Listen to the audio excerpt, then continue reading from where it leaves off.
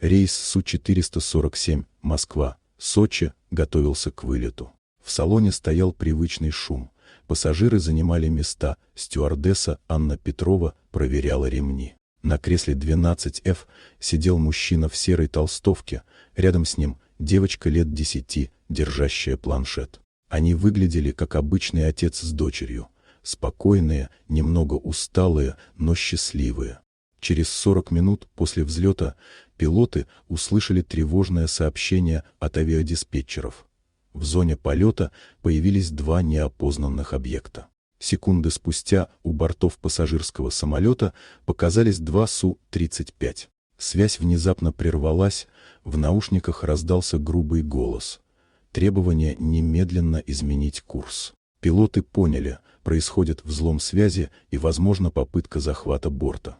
Пассажиры начали нервничать, самолет вибрировал. В это время мужчина с места 12F поднялся и направился к кабине пилотов. Стюардесса попыталась его остановить, но он показал служебный жетон и спокойно произнес: «Полковник Артем Власов, позывной «Призрак». Срочно в кабину». Он вошел к пилотам, оценил ситуацию и перехватил гарнитуру. Связавшись с командным пунктом ВВС России, представился по служебному коду. На земле в подмосковном штабе генерал Кузнецов застыл, услышав позывной. «Призрак» считался легендой, офицером, ушедшим в отставку после операции в Сирии. Проверка подтвердила подлинность данных. Власов доложил: навигационная система заражена вирусом, кто-то вмешался в канал управления, создав иллюзию угрозы. Настоящие Су-35 получили ложный приказ атаковать пассажирский лайнер. Он взял управление системой на себя, заблокировал несанкционированные каналы и восстановил чистую связь. Тем временем в штабе обнаружили источник утечки. Один из диспетчеров действительно работал на террористическую группировку. Попытка сорвать гражданский рейс должна была вызвать международный скандал. Через полчаса рейс Су-447 благополучно сел в аэропорту Сочи. У трапа ждали военные. Генерал Кузнецов лично поднялся на борт и поблагодарил Власова за спасение 150 человек. Тот устало ответил, что всего лишь хотел вовремя привести дочь на соревнования по гимнастике.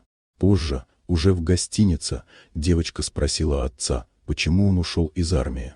Власов сказал, что после гибели жены понял, ребенок важнее любых операций, и теперь его единственная миссия – быть рядом с ней. На следующий день Лиза заняла первое место на соревнованиях. В зале вновь появился генерал Кузнецов, на этот раз с предложением. Он предложил Власову должность советника по авиационной безопасности с гибким графиком, чтобы тот мог оставаться рядом с дочерью. Артем согласился. Через месяц легендарный «Призрак» вернулся к службе, но уже не ради званий и наград, а ради жизни и семьи. История о пассажире с места 12F, который спас целый самолет, стала известной в авиационных кругах. Молодым пилотам теперь повторяли одну фразу: «Никогда не знаешь, кто сидит рядом с тобой. Возможно, тот, кто однажды спасет всех».